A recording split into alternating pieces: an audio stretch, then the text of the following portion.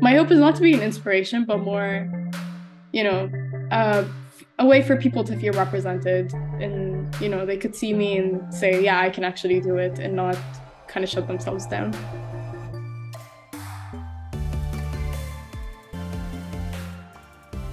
Hey everyone, welcome back to Oh My Curry Goodness. My name is Hamza Islam, and on this podcast, I talk to Gen Zers from different fields about their story and how they became the person they are today. One of the things I really want to do on this podcast is get to know them on a personal level, see what's going on behind the scenes, because I don't want to just talk to human beings because of who they are. I want to talk to them for what they are, because all of these human beings, regardless if they're my guest, myself, or you, the listener, we all have unique stories and we're capable of doing something special, regardless of what obstacles people have encountered throughout their journey. And I just hope that you continue to be inspired when you check this podcast and see the conversations and just get to know more about them as a personal or as a human being, realizing that we also have emotions and it's okay to reflect and talk about our journey in a unique, authentic, and honest way. Now, my guest this week is Fatima AlKaabi, who at the age of 13 became the UAE or the United Arab Emirates' youngest inventor. She, at the age of 10, built a robot that could take pictures. And since then, she has developed other inventions such as helping people that or preventing people from texting while driving, which is a common issue in the United States. But throughout her journey, she has faced backlash for being a woman involved in STEM. But despite the backlash and all the doubts and hate, she has continued to persevere and pursue her passion and wants to get more women involved in STEM, and specifically in the Middle East. So it's going to be really exciting to be able to talk to Fatima. It's funny because I actually went to Dubai in the summer of 2022. So I'm glad that in a way we can talk a little bit about the UAE. But nevertheless, Fatima, thank you so much for joining Oh My Curry Goodness. I hope that the way I did the introduction was good enough for you. Hi, Hamza. Thank you for having me on your podcast. That's a very good way to put all my accomplishments together. You make me sound really cool. Thank you for having me. And I didn't know you came to Dubai, so we have a lot to talk about after this podcast. Yeah, firstly, thank you so much. Yeah, I tried as best as I could to make the guests look cool because I mean, here's the thing, all of my guests are cooler than me, so it's always great to see. But it's true. I actually went to Dubai in the summer of 2022. So what happened was we wanted to go to Bangladesh, but for the time, because my parents are from Bangladesh, and we went to Dubai for a week, and then we went to Bangladesh after. But it was just so cool getting to know a bit about Dubai and learning about the different cultures, learning about some of the places of attraction, and just how nice and friendly people are, which I know can sometimes be a question mark because maybe it's like, oh, we're just doing it for show. But I mean, the thing that really took away, or that I took away from going to Dubai, was just how just friendly people are. And I mean, obviously, you probably know this better than anyone else because you obviously are in the UAE. But I mean, just being around people, it just makes you, I guess it like just eases off the tension because when you go to a new country, it's just like, oh my gosh, like what's going to happen? What's the worst thing that can happen? And then you go and it's just like, oh, you're a human being just like me. That's great. Let's just talk. How you're doing? Is there any way I can help? And so I wish I could go to Dubai again because just like it's not just the places of attraction that make it special.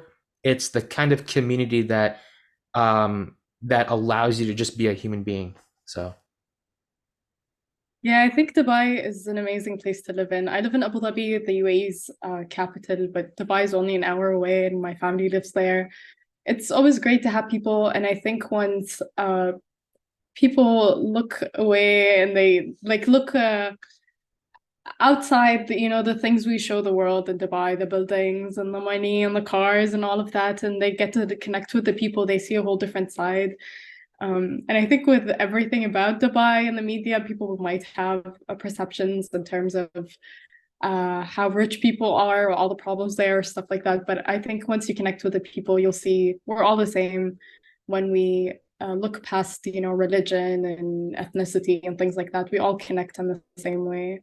and everyone's welcome to buy. Just hit me up when you're here. And here's the thing about Dubai. They're very, when I was there, they cared so much about the future and more specifically just how can we make things better? How can we be more innovative? And who better to talk to about this than yourself? UAE's youngest inventor. And the interesting one of the interesting things about you is there are two questions you ask yourself. And I've seen this in a couple of interviews where I think the first question is, how can I help a person? And the second question is, what can I build?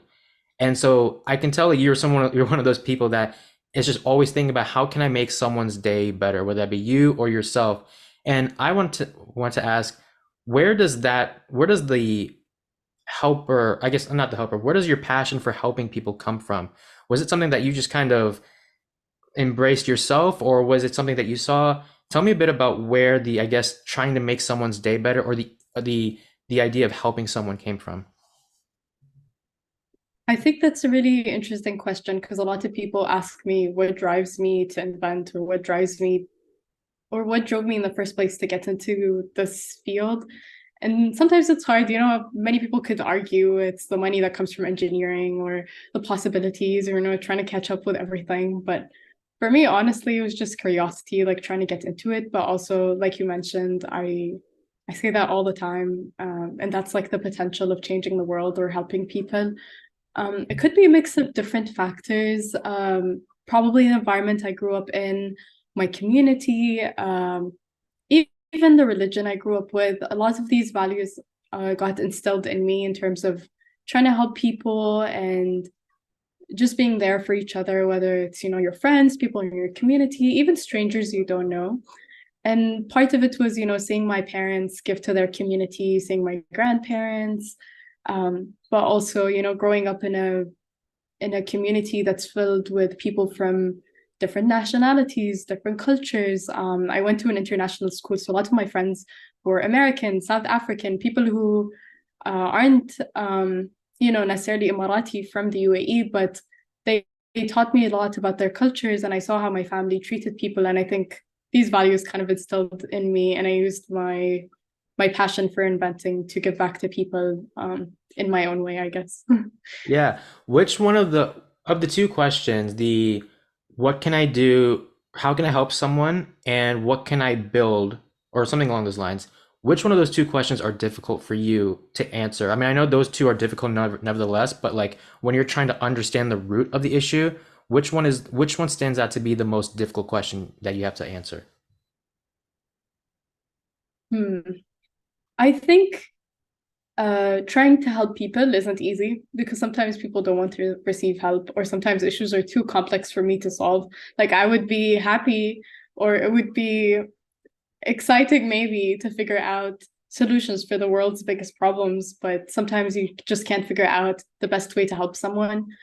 What to build, I think once you find out the root of the issue, and if there's any way you could technically solve the issue, then building it is easy. You just have to do some research and put things together. So I think the hard question is, how can I help someone? And sometimes it's not necessarily, leading me to the second question, which is what can I build? Because sometimes people don't need a new invention to solve their problem. Sometimes people need kindness. Maybe people need someone to talk to them. Maybe they just need to be guided in the right direction. Or, maybe they need to be left alone. You just have to figure out what's the best way I can contribute to this problem, and I could be there for other people. And I think I try to follow this path in everything I do. And if there's a cool invention that would come out of it, that would be nice. I would love to build something, but it's always important to hold on to these values, no matter what product or thing I'm giving at the end. For sure. It's funny because yesterday, or maybe a couple of days ago, I spoke with a friend of mine and we talked about how helping someone or being in the space of helping another person is often difficult because we have really good, we have a good heart, we have good intentions, we want to find out how to make someone's day better, but then we just don't know what the solution is. And so there's nothing worse than having a really good heart and saying, I want to help so and so, and then you mess up or you make a mistake, and then it's like, oh, I now I feel much worse or now the situation is much worse. And so helping someone, and I know that's such a broad term because there's multiple ways of helping someone, but nevertheless, helping someone in whatever that may be is often difficult because it's like, how can I make their day better? And then also realizing that, you know, their solution is not what you always think the solution is. Kind of how you mentioned, where some people prefer to be left alone. And usually that's not a solution that we think of. It's like, if you ever need help, you would always rely on one, maybe two, maybe even more. But then sometimes it's like, no, the way I can get out of a solution or I can get out of a problem is if I'm by myself. And no, it's such a scary feeling. And I often wonder if how often helping people stresses you out. Like, is there been a moment where that, I guess, like the worst case scenario ever comes to your head, like when you're helping someone? Because like for me, it doesn't matter what it is. It could be something small where it's like, hey, can you get me something? And I'm just like, what if I mess up? Especially today, my mom was like, hey, can you get uh, my little brother a Gatorade bottle? Because he had soccer practice. And I'm just like, which Gatorade bottle? And I'm like thinking worst case scenario. So for you, do you ever, I know it's such a weird thing to sometimes think, but obviously people are different. Is that something that, do you ever like get anxiety or stress out too much when you are trying to help someone and whatever that may be? I totally understand your feeling when it comes to the whole Gatorade situation because it applies to so many things, and I think that comes from the goodness of your heart that when you want to do something, you want to do it well and you want to help people in the best way possible. And like you said, sometimes it ends up being the opposite. You just make things worse when your intention is not to do that. And I totally understand that. And I think that kind of applies to a lot of things when I look at the tech industry and I look at inventing. And that's where I think my difficulty comes in is a lot of companies today kind of assume what people want and they just make them. So let's if, for example, we could look at companies trying to make clothes for people with disabilities, for example. Sometimes they just assume that the best thing they could make is like, a shoe that you could wear without, tying your shoelaces or something like that.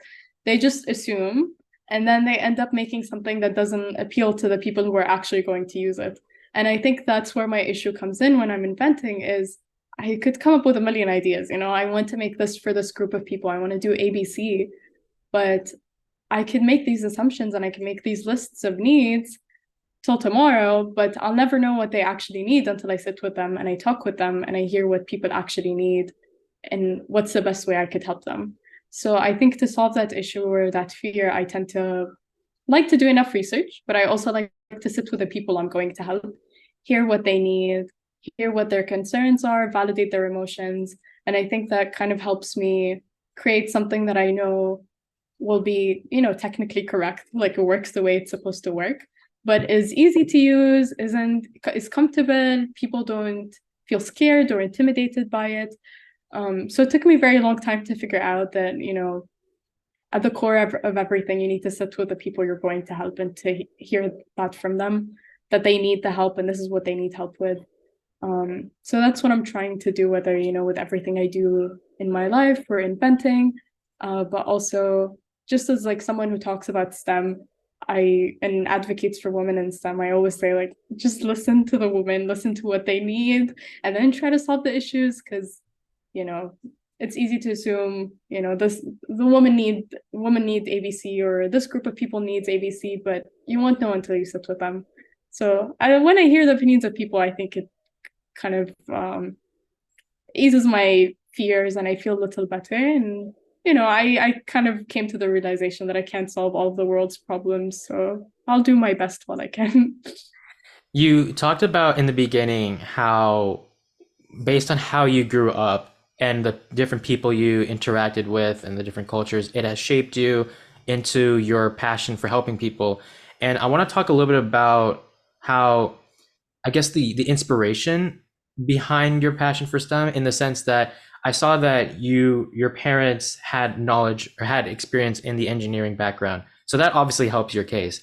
And I'm sure for like a lot of parents, or sometimes, or like for me, for example, like I study computer science.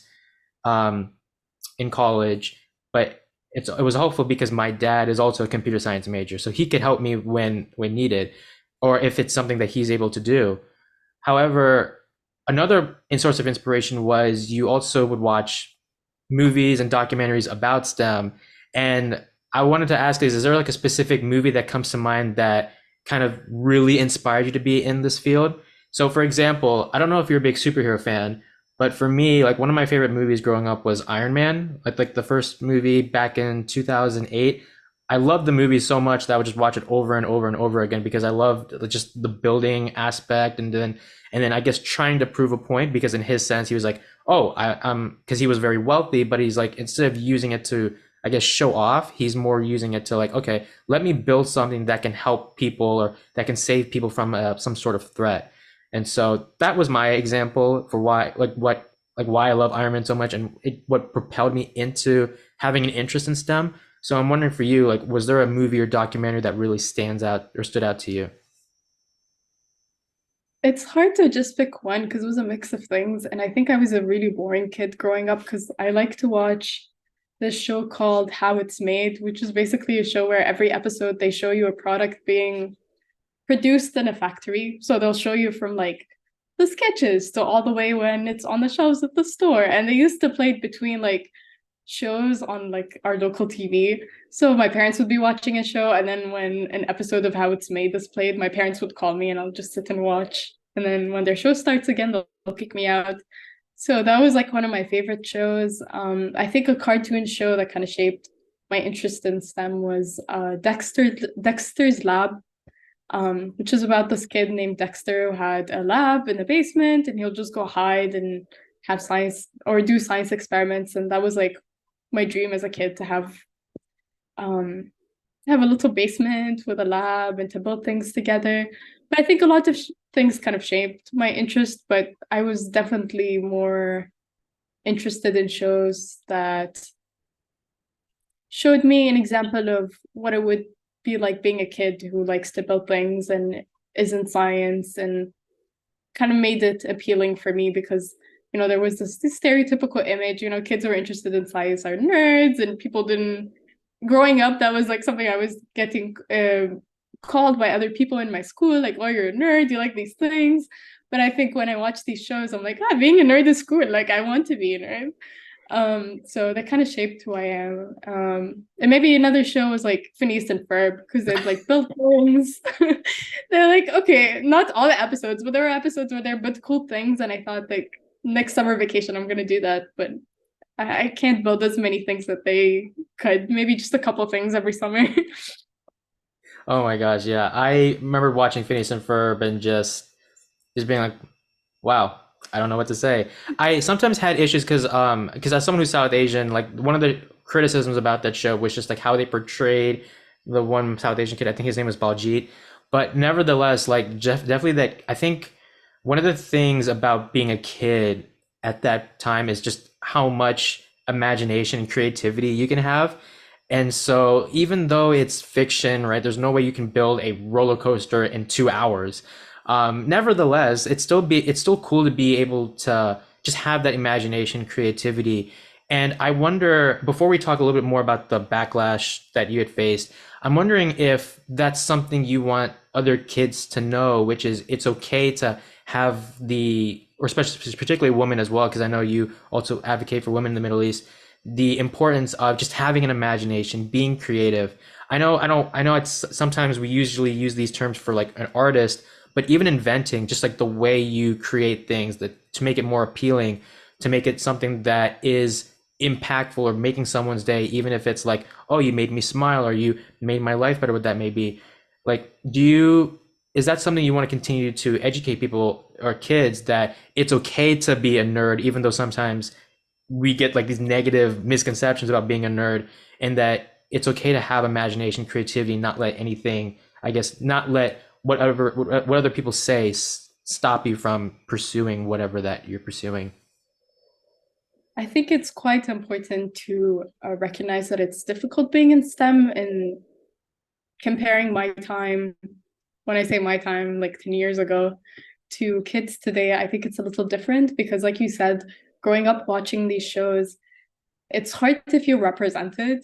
And I think that was my issue with I loved the shows growing up, but I think when I looked back as an adult, like trying to rewatch the shows, is that I don't see myself in these shows. And not just as like a Middle Eastern woman, but I think just seeing smart girls on these shows, girls who are interested in science, that are being embraced by their community on that show for being interested in that field. You know, it took me a while to find shows where I felt represented and I felt seen. So I totally understand how the reason people reacted the way they reacted growing up, because it was just hard for us to imagine that, you know, to see a girl who was interested in that. You know, or a Middle Eastern kid or a South Asian kid, just because of the way things were portrayed on TV. But now I'm happy that there's more representation and kids can feel seen. But it's also important that they continue to embrace the imagination that they have and their creativity that they have. I think before we used to limit ourselves because we didn't have access to information and we didn't have access to the internet. So we didn't know how to teach ourselves different skills. Like it took me a very long time to learn how to use the internet, and then I used YouTube to kind of teach myself how to invent.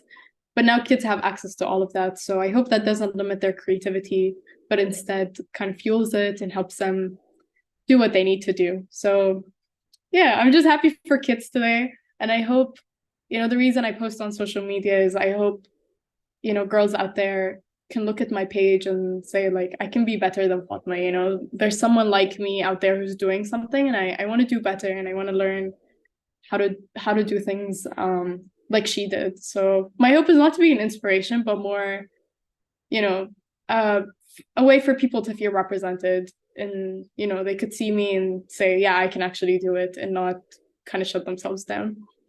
Not to go off topic, but while you were talking, there was another show that I remember growing up and still watch to this day. It's called MacGyver. And so the purpose of the show, or like what the show's about, is that there's this guy named MacGyver, and he's put in a difficult situation. And one of the things one of the things he has to figure out is, how do I get out of that situation? And so the crazy thing is that it's like, usually he doesn't have like all these gadgets or anything. It's just something as simple as like a knife. And so if he's tied up, how do I find a way to cut the rope that I'm tied with, so that I can get out of the situation? Or if I'm locked in some sort of door, or whatever that may be, you know, how can I try to unlock that door and get myself free so I can help someone at the end of the day? And sometimes, like, I would try to what's the word I'm looking for, like, copy that. So like, usually, like, if I'm locked, I'll be like trying to open the door with a knife, and then my dad would be like, "What are you doing? Just type in the password." And I'm like, "Wait, oh, okay, cool." So my dad's like, "You don't need to damage the door with this." So yeah, I had a great imagination, but poor execution. um I mean, it happens, but see, I guess if you embrace that, you could have been, you know, a very famous inventor by now. uh if only I could. But I one of the something that I really want to that shocked me was that the title that you have, UAE's youngest inventor. But that, of course, didn't happen without obstacles along the way, particularly because people thought, oh, women in majoring in, or women in the STEM field, why do we want to see that? That should not be the case. And I find that a lot of people, when they're pursuing a journey of impacting people, or pursuing their own journey, and whenever that may be, everyone is going to receive criticism, or whatever that may be, saying, "Oh, you're not good enough," or "You're doing this because it's like a personal attack," and whatever that may be. I do wonder, because sometimes I deal with this as well, where you want to prove people wrong. You want to prove to people that, like, those who disrespected you, that you were wrong. Even if it doesn't make sense now, I'm going to prove you wrong in the future, and I'm going to change the world, whatever that may be.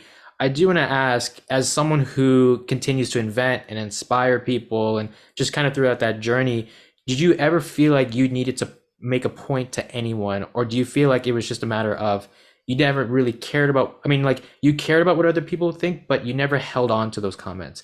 Do you get what I mean? Like, it's not like, oh, I'm not trying to prove people wrong. It's more like, okay, you have your comments. I'm still going to continue to invent, inspire, and just continue to change people's lives. I think it's funny that you say that because I went through a situation recently that made me kind of question what my values are and how I feel about this whole situation. Because my whole platform was like, ignore the criticism, we're doing it together, let's support women in STEM, blah, blah, blah. But I think my last year in college, I got into, a bit of a conflict with one of my professors and a couple of my teammates who happened to be men. And I just didn't know how to navigate that. And I just felt like I was being mistreated just because I was, a woman and a woman of color and I was being disrespected. And the whole time, like throughout the whole year, I would call my parents and I would call my dad specifically and complain to him saying, I'm going to prove that professor wrong. I'm going to do it better than all the guys in my team. I'm going to do my best and I'm going to prove to him that, yes, I'm one of the only girls on the team, but I can do better. And I think he taught me a lesson that I shouldn't try to go like against these comments. Instead, I should focus on doing the best that I could do, present the best work Fatima can present, and let your work speak for itself. And that's what I ended up doing. I tried to like focus on the work, finish the work, make my work speak for me. And then the professor was impressed. And I went and spoke to him in kindness and I tried to show him like, this is my work. And I know you have these perceptions about, women who come from the Middle East or all of these ideas, but, ABC is false. This is what's correct. And this is my way of showing it to you. And I think my dad taught me a very important lesson that at the end of the semester, he came for my graduation and he made me, and I wasn't happy about this until after, he made me go to the professor's office, bring him a gift from my home country and tell him, thank you for teaching me a valuable lesson. And I was telling my dad, I don't agree with this. He's like, no, just go, shake his hand, give him a gift, and you'll feel so much better. It's going to be the closure you need. So I gave him the gift and I told him, thank you for teaching me a valuable lesson. And he said, yeah, I was hard on you because I had like false assumptions about you, but you proved to me that, maybe I'm a little harsh and maybe I need to fix the way I treat women in my department. I need to be more careful because I don't understand your culture, where you come from, so I shouldn't make assumptions. And I think that's the moment where everything kind of made sense, that instead of trying to fight people, I should, they say kill them with kindness, but it's more like hold their hand, guide them towards finding the correct idea that you want them to find. So instead of trying to kind of fight the criticism, I try to make my work speak for itself, like my dad taught me, and to treat people with kindness, and then eventually they'll come around. And it worked with my professor. But I always tell my dad, I don't know how you know these things. I don't know if it's your wisdom since you're, older than me, but he knew that that's what I needed in that moment. I saw on Instagram there was a quote that said, if you are trying to prove to people, if you're trying to prove people wrong, that means they're still controlling you. And so it's like you're still, it's almost as if it's almost that it's basically you're just holding on to that person's feelings and and because of that, now they're controlling you and you're not really being the best version of you. And so, yeah, you bring up an interesting point, which is sometimes the best thing to do is, well, a couple of things. One, to just continue to do the best work. I mean, people are going to say things all the time, but they don't know who you are, right? They don't know your intentions. They don't know your story or your journey. And then the second thing is to obviously, yeah, I mean, like you kind of said, it's almost like kill them. Well, not necessarily kill them with kindness, but definitely treat them. I think the best way to win is through kindness and not try to, I guess, go to war, quote unquote, with someone. And so I think that's a very valuable lesson, especially because as Muslims, we don't try to go to war with another person, especially if they disrespected us. It's okay, here's a great way to show us who we really are. Even if it's something good and people just don't like it, we can't just fight fire with fire. We have to actually just be nice to them. Accept that these are comments, but at the same time, thank them for helping us try to be better. I feel like it's crazy. I don't know, and maybe you can do this because I've had criticism, but it's like mild, but you probably can allude to this even more. Sometimes criticism in general can help you become better, not just like oh, here's how you can be better, but it's one of those people where they go, oh, Fatima, you are terrible at what you do. And as offensive as it can be, sometimes it's like maybe we can find the positive in the negative and then find out how can we be better. But I don't know. I mean, you've dealt with more criticism than I have, so I'm wondering if sometimes like even the harshest of criticisms, even like the worst of the worst, you still find a way to find like the positive even in the negative, even if it does hurt you at the end of the day. I think it's kind of difficult to navigate these things, especially that a lot of people who criticize your work don't really know you or don't really, follow what you're doing. Like I've had people criticize me to my face. Like they'll come up to me after, I give a speech or I do something and they'll just say something to my face. Sometimes I think like I don't know how people have the audacity to do something like that, but to think that I was getting those things, at 10 years old or 15 or whatever, as a young person who was still getting into that, I definitely didn't know how to deal with these things. And it was really hard for me to see the positive in all of that. And like I said, in that situation with my whole professor thing, like it was really hard for me to see the positive in the whole thing. And I think now looking back, I'm like, yeah, there were some positives in there, but I think with the criticism, you could use it as fuel to kind of push yourself to do better. And like you said, holding on to their comments, it's like they're controlling you. But I think instead of trying to say, I want to prove them wrong, you could say, I want to prove myself right. I want to like continue to do what I want to do. So you just have to try. I mean, if people really have good hearts, they're trying to do the same thing, like they're trying to advocate for people or help people, but they don't really know the full story. So once people understand what's going on and you show them your good intentions and you show them what you're trying to do, they'll come around. So I kind of learned now that you can ignore the comments and, like you said, let your work speak for itself and they'll come around eventually. At 13, you were awarded you became the UAE's youngest inventor, and I think you might be the third or fourth guest. I don't know exactly who I interviewed that was the youngest to do something.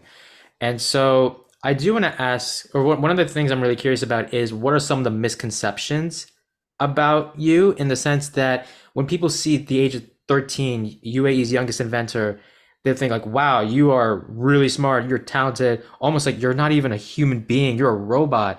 And here's the thing, Yeah. yes, you are smart, you're talented. But I do want to ask you, like, what are some of the things that you wish people knew more about you? Because yes, you have all these amazing talents, but it's like, again, you're a human being, just like everyone else. You had challenges, you had obstacles, but again, because people see the title, they think that you're not human. So I'd love to know, like, what are some of the things you wish people knew more about you, and that even though you got this award, it's not like you're like not human. Let's just say that for lack of a better term.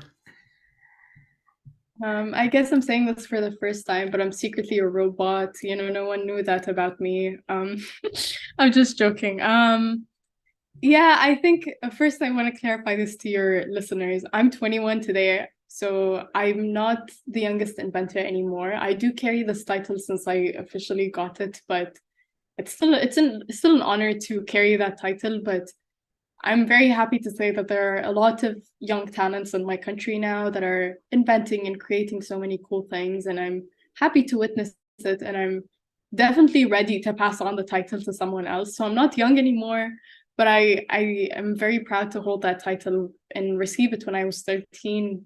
But yeah, there are a lot of misconceptions. A lot of people think I'm a super genius, and I've had to tell people I am not. I am very bad at math and I have a really difficult time with science.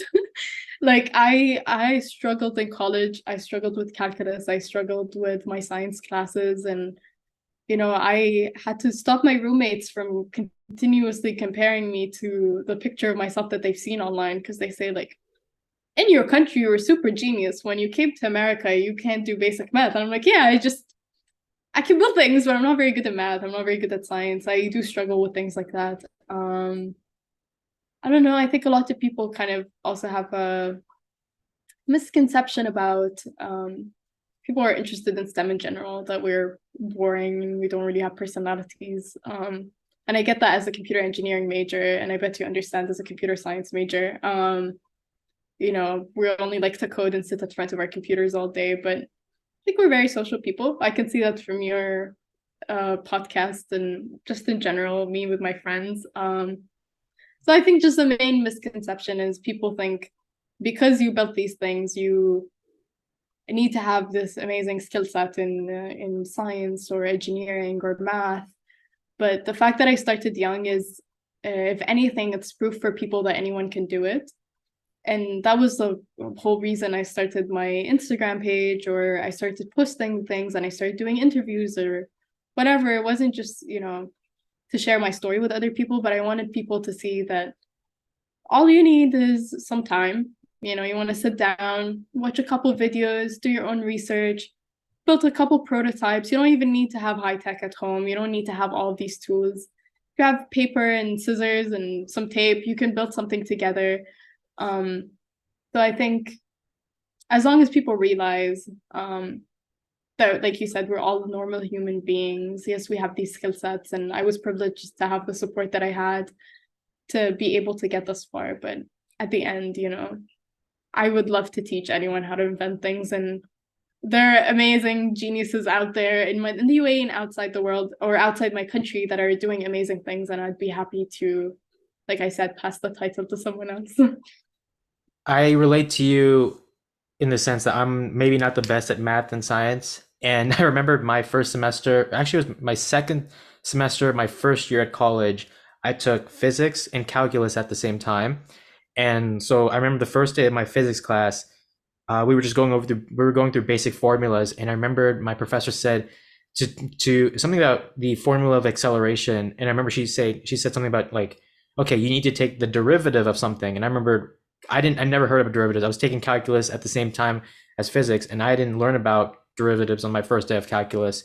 And so when she was saying derivatives, I was like, wait, what did she just say? What is a derivative? And so, yeah, I've definitely had my fair share of trials and tribulations when it comes to those classes. But nevertheless, I still think that, it doesn't matter.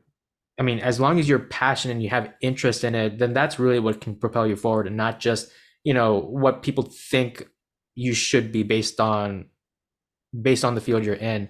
And before I let you go, I do want to talk about the process when it comes to inventing, because I think inventing is difficult, but what makes it difficult is that what's it? It's almost like I forget the phrase. We say it so often, but basically you just keep trying until you find the right thing. And so oftentimes it's like out of 100 times, 99 times out of 100 you'll fail, but you'll find that one opportunity and you find everything. And sometimes like in STEM, it's like that, where it's like you're going to fail more often than not. But then once you find that one success, or the one thing that makes your invention successful, then it's able to take off and you're able to help people. I want to ask you, how do you try to convince people to embrace the process and the journey? Because like you said, and we talked about this in the beginning, or we talked about it just previously, like people would think like, oh, Fatima, you're 13 years old, you did this, and at 10 you invented a robot and you invented a steering wheel, and it's like, oh wow, you know what you're doing. But I'm sure that throughout those inventions, it wasn't like you got everything done in 15 minutes or 2 hours if you saw Phineas and Ferb. Those things those things took time. And so I'd love to know like how you try to convince other people that you're gonna fail, but you should embrace those obstacles rather than conclude that because you failed, it means that your STEM is not the field for you. I think the biggest part of being an inventor is you need to embrace failure. And I think if you sit with any other person in STEM, including yourself, if you code, you know that sometimes a little bug could ruin the whole code. So it's part of the process. You make mistakes and I see them as steps towards the right direction. Option A didn't work, so maybe option B will work. That's one way of not doing things. And I think it's kind of hard to convince people that the process is worth it. They teach you about the scientific method when you're in middle school, and how, you need to sit down and write, what you're trying to research and experiment and do all of that. But I think it kind of applies to inventing too. It's hard to embrace the process, but once you have faith in what you're doing and you have the passion, like you said, you can push through. My executed inventions are way less than all the ideas I've had. I've definitely had more ideas, but I didn't execute all of them because of things that are discouraging, like failing and not doing well and feeling like, oh, this invention doesn't look really good with my other inventions. I've done better in the past, or ABC. But I think the best way I usually encourage people is I show them a picture of my first invention, which was basically me using Lego motors and Lego sets. I put together an invention. I put a Polaroid camera, held it on with rubber bands and tape. It looks like the ugliest thing you've ever seen. But it did its job, it moved 2 steps and then it pressed the button and it took a Polaroid picture of people. And I made a photographer robot. That was the first invention I made at 10. And I look back and I'm like, wow, there's so many ways I could make this better. I can't believe people recognize that as an invention, but I think that's part of the process is you make mistakes, you learn. The first thing you're going to make is not going to be perfect, but it's going to get better over time. And think of inventing just like a sport, When you first start playing a new sport, you don't know what you're doing, but over time you get better. And I think the best advice I would give anyone is, start today. You don't need, like I said, the best equipment, the best tools. Sometimes, you could invent using, like I said, papers and scissors and a bunch of tape. You could sketch things in a notebook. You can write down your ideas. You don't have to execute them in that moment for them to be worth your time. And if you don't know what you're doing, just look it up online, ask ChatGPT, ask a couple friends. They'll guide you in the right direction. And I always tell people my DMs are always open. If you are in the process of coming up with something and you don't know what the next step is, I'd be happy to guide you towards the right person who could help you or, towards the right step. So just embrace the process. And like I said, it's a sport. It takes time. And I think inventing is the only sport I'm good at. I find that, and you are absolutely right, because when you first making mistakes, it feels like it's the worst thing in the world. You feel like giving up. You feel like retiring. Let's use that sports reference. You feel like this is all over. But as you continue your journey and realize that making mistakes is not the worst thing in the world, because there's always room to grow. And there comes a point in time where, and I've done this with my podcast, where it's almost like, even though you don't like the mistake, it's that you're willing to accept. I think the difficult thing is accepting that throughout the journey you're going to make mistakes, because when you first start, you want everything to go right. But then as you continue on, you're like, you know what? I have to accept that I'm going to make mistakes along the way. It doesn't matter how far advanced I am throughout my journey or whatever that may be. I'm going to make mistakes. So let's try to work on how can we make sure to, one, have a positive mindset when it comes to making a mistake, not seeing it as the end of the world, but more so just, okay, if we recognize a mistake, okay, that's normal. How can we make sure to limit those mistakes or make it better? So having that positive mindset is important. And that's kind of how I want to ask, that kind of transitions into my last question, which is, we've talked about this in the past, or we've talked about this during this whole conversation about the criticisms, the doubt, the backlash. And, for many of us, we have different enemies throughout our journey, whatever that may be, ourselves, other people, and so forth. For you, who is your biggest enemy, and why do you think that person or thing is your biggest enemy? I've never heard anyone ask that question, and I think it's a really interesting question. I guess it's a typical answer, but it really applies to myself. My biggest enemy is myself. And that's something I've been trying to work on, because I have these perfectionist tendencies. I think I want to be a perfectionist and I want to do things perfectly, whether it's with my inventions, going through the whole process without making any mistakes, acing my prototype from the first time, writing the best reports, ABC. But just in life, I always want to say the right thing. I don't want to say something that would hurt someone. I don't want to, like we talked earlier, it ruined someone's day while I had good intentions, but I did the bad thing, the worst thing. So I think my worst enemy is myself, because I'm constantly trying to compare myself to myself. But I think in a good way, it's also, in a way, I'm also supporting myself. So maybe I am my biggest supporter and my biggest enemy at the same time. So I think other than myself, it would probably be time. Time is my enemy. For some reason, I just don't know how to use my time wisely. So if I could get myself to cooperate and I could get time to work with me, I would be building a million inventions, but I still haven't figured out how to make that work. No, for sure. Those things are normal. But even though we have our challenges, the fact that what you're doing in terms of the inventing and inspiring people and wanting to see more women in the Middle East to realize that they have a potential in this field, and not only do they have potential, but the potential to benefit or impact society, whatever that may be, is really cool to see.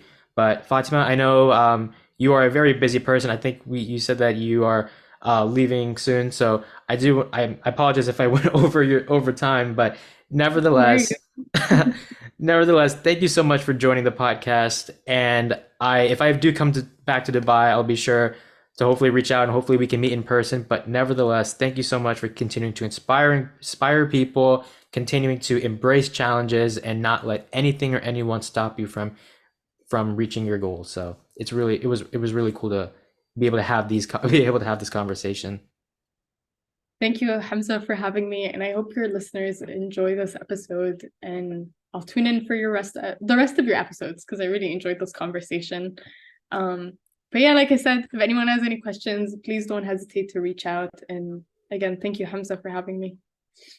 Thank you guys so much for listening to this episode. If you guys like what you saw, be sure to subscribe to this podcast on Apple Podcasts, Spotify, or wherever you get your podcasts. You can also follow us on Instagram at the OMCG Podcast for more information on guests, preview clips, and more. Please continue to support this podcast in the future, and I can't wait to see you guys in the next episode.